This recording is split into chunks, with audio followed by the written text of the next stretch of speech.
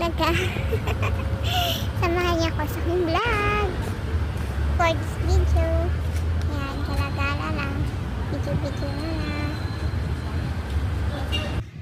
Sobrang ganda talaga ng view. Ayan, gala-gala. Lakad-lakad lang.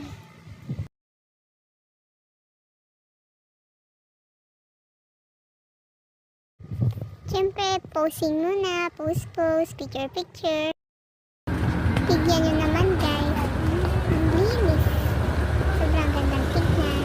Magandang picture at magtambay.